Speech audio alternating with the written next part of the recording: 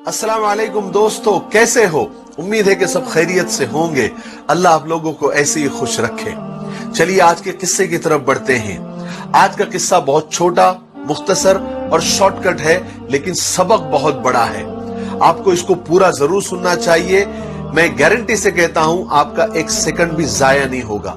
अगर आपको अच्छा लगे तो अपने दोस्तों में और अपनों में इसको शेयर जरूर करना। किस्सा यह है कि सुल्तान महमूद गजनवी रहमतुल्लाह अलैह के पास एक शिकारी आया। उसके हाथ में एक चकोर था। चकोर एक परिंदे का नाम है जिसका फोटो आप देख रहे हैं, जिसका एक पांव नहीं था, वो लंगड़ा चकोर था। सुल्तान ने जब उसको देखा तो सुल्तान को वो चकोर बहुत पसंद आया। तो सुल्तान ने उसकी कीमत पूछी तो शिकारी ने उसकी कीमत बहुत बताई, यानी बहुत महंगी कीमत बताई। सुल्तान हैरान हुआ और शिकारी से कहा कि भाई ये तो लंगड़ा है, इसका एक पांव भी नहीं है, इसमें ऐब है, तुम इसकी इतनी कीमत क्यों बता रहे हो, इसको इतना महंगा क्यों बता रहे हो?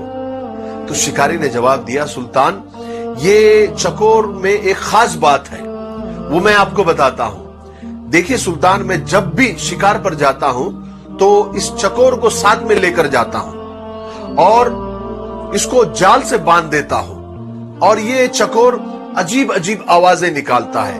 कभी रोने की आवाज, कभी हंसने की आवाज, कभी गम की आवाज, कभी दर्द भरे आवाज।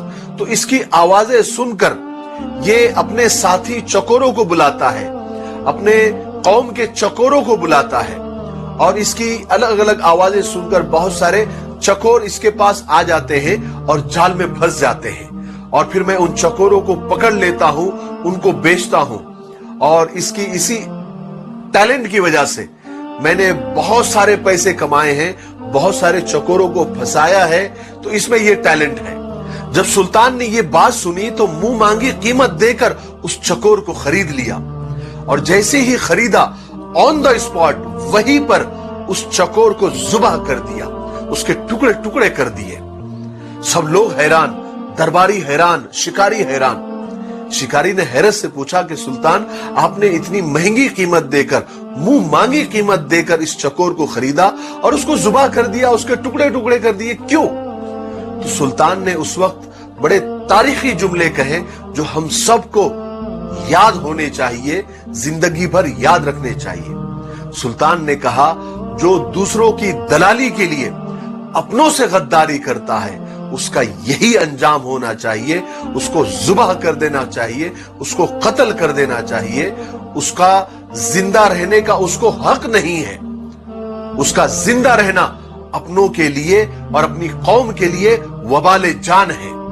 बेशक हमारे अंदर, हमारी कौम के अंदर, हमारे खानदान के अंदर ऐसे कुछ दलाल होते हैं जो होते तो अपने हैं मगर दलाली दूसरों की करते हैं, दलाली दुश्मनों की करते हैं, दलाली गैरों की करते हैं, और अपने ही कौम को और अपने ही खानदान के लोगों को दुश्मनों के हाथ फंसवा देते हैं, दुश्मनों के हाथ बिकवा देते हैं।